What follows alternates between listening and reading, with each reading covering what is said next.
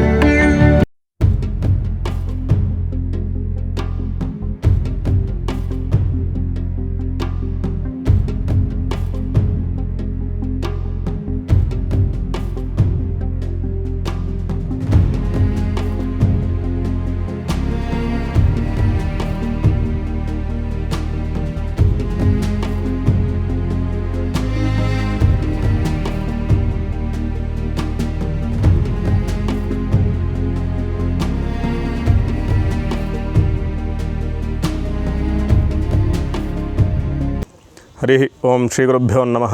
ಶ್ರೀಮತೆ ರಾಮಾನುಜಾಯ ನಮಃ. ಎಲ್ಲ ಆಲಯ ದರ್ಶನ ವೀಕ್ಷಕರಿಗೆ ಎಲ್ಲ ನಮಸ್ಕಾರ ಹಾಗೂ ಸ್ವಾಗತ.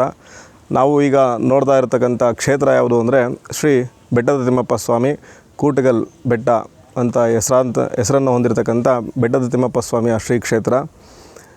ಇಲ್ಲಿ ಸ್ವಾಮಿ ಹೇಗೆ ಬಂದು ನೆಲೆಸಿದ್ರು ಮತ್ತು ಈ ಕ್ಷೇತ್ರದ ಇತಿಹಾಸ ಏನು ಅನ್ನೋದನ್ನು ತಿಳಿಯೋದಕ್ಕೂ ಪ್ರಾರಂಭ ಮಾಡೋಣ. ಅಂದರೆ ಮೊದಲನೇದಾಗಿ ಈ ಕ್ಷೇತ್ರಕ್ಕೆ ಒಮ್ಮೆ ಅಗಸ್ತ್ಯ ಮಹರ್ಷಿಗಳು ಪ್ರವಾಸವನ್ನು ಅಂದರೆ ತಪಸ್ಸಿಗಾಗಿ ಈ ಪ್ರದೇಶಕ್ಕೆ ಬಂದಾಗ ಇಲ್ಲಿ ವಿಪರೀತವಾದಂಥ ರಾಕ್ಷಸರ ಉಪದ್ರವವನ್ನು ಕಂಡು ಅವರಿಗೆ ಶಾಪವನ್ನು ಕೊಟ್ಟು ಇಲ್ಲಿ ಬಂಡೆಗಳನ್ನಾಗಿ ಮಾಡಿರ್ತಕ್ಕಂಥದ್ದನ್ನು ನೋಡ್ಬೋದು. ತಾವು ಇಲ್ಲಿ ಏನು ನೋಡ್ತಾ ಇದ್ದೀರಾ, ಈ ಎರಡು ಬಂಡೆಗಳು ಕೂಡ್ಕೊಂಡಿರ್ತಕ್ಕಂಥ ಕಲ್ಲುಗಳಾಗಿರೋದ್ರಿಂದ ಈ ಕ್ಷೇತ್ರಕ್ಕೆ, ಈ ಊರಿಗೆ ಕೂಟಕಲ್ಲು, ಕಲ್ಲುಗಳ ಕೂಟದಿಂದ ಉಂಟಾಗಿರ್ತಕ್ಕಂಥ ಹೆಸರಿಂದ ಕೂಟಕಲ್ಲು ಅನ್ನೋದು ಜನಜನಿತವಾಯಿತು.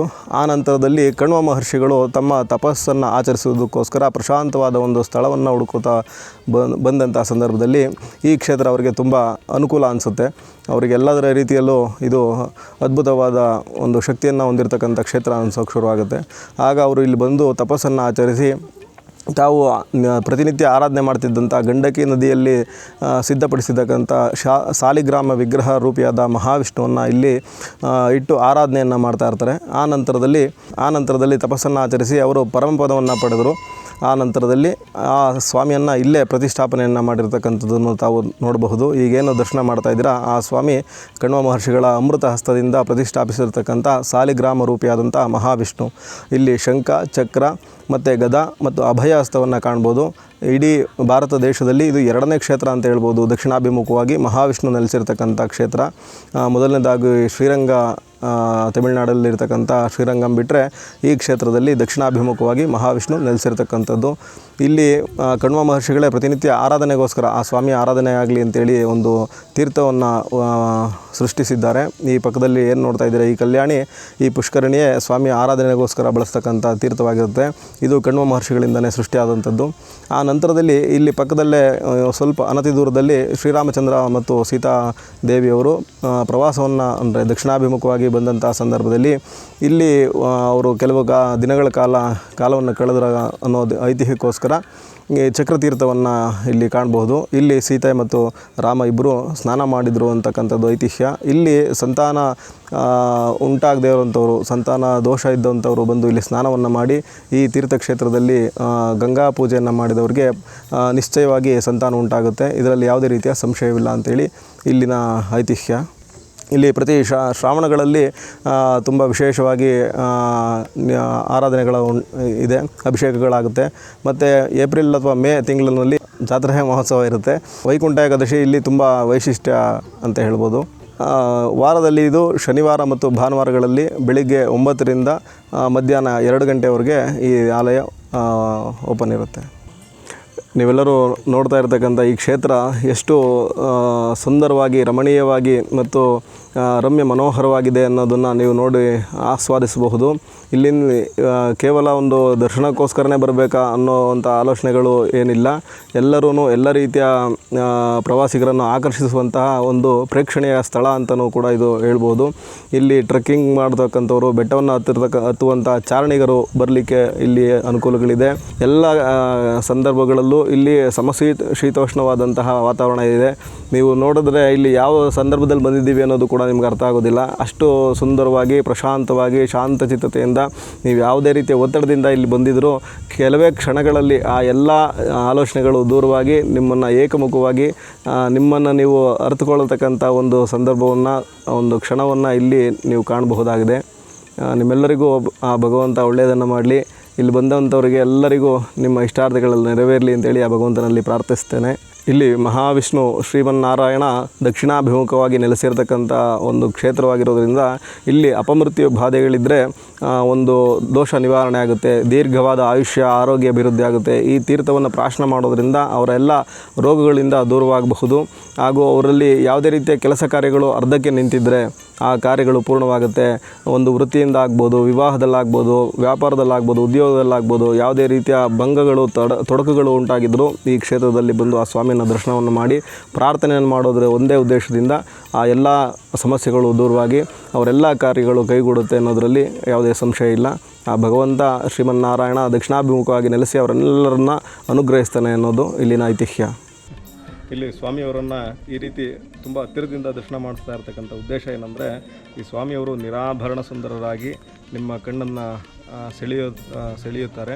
ಅಂದರೆ ಯಾವ ಉದ್ದೇಶಕ್ಕೋಸ್ಕರ ಮಾಡ್ತಾ ಇರೋದು ಅನ್ನೋದಾದರೆ, ಇಲ್ಲಿ ನಾವು ಹೀಗೆ ಹಿಂದೆ ಹೇಳಿದಾಗೆ ಕಣು ಮಹರ್ಷಿಗಳು ಪ್ರತಿಷ್ಠಾಪನೆ ಮಾಡಿದ್ದು ಅಂತ ಹೇಳಿದ್ದೀವಿ. ಹಾಗಾಗಿ ಈ ವಿಗ್ರಹದ ಐತಿಹ್ಯ ನಿಮಗೆ ತಿಳಿಬೇಕಲ್ವಾ. ಈಗ ಚೋಳರ ಕಾಲದ್ದು, ಹೊಯ್ಸಳರದು ಮತ್ತು ರಾಷ್ಟ್ರಕೂಟರ ಕಾಲದ ವಿಗ್ರಹಗಳಾದರೆ ಅದರಲ್ಲಿ ಒಡವೆಗಳು ಅಂದರೆ ಆರ್ನಮೆಂಟ್ಸ್ ಅನ್ನೋದು ಏನಿದೆ ಅದರದ್ದು ಕುಸುರಿ ಕೆಲಸಗಳು ವಿಪರೀತವಾಗಿ ವಿಗ್ರಹದಲ್ಲಿ ಕಾಣುತ್ತೆ. ಇಲ್ಲಿ ಆ ಸ್ವಾಮಿಯನ್ನು ನೀವು ನೋಡ್ತಾ ಇರ್ಬೋದು, ಪರಿಪೂರ್ಣನಾಗಿ ನಿರಾಭರಣನಾಗಿ ಏಕಮಾತ್ರ ಒಂದು ಕಂಠಿ ಹಾರ ಮತ್ತು ಒಂದು ತುಳಸಿ ಹಾರವನ್ನು ಮಾತ್ರ ಧರಿಸಿರ್ತಕ್ಕಂಥ ವಿಗ್ರಹವನ್ನು ನೀವು ನೋಡ್ತಾ ಇದ್ದೀರಾ. ಇದೇ ಒಂದು ಐತಿಹ್ಯ ಈ ಕಣ್ವ ಮಹರ್ಷಿಗಳ ಕಾಲದ್ದು ಅನ್ನೋದಕ್ಕೋಸ್ಕರ.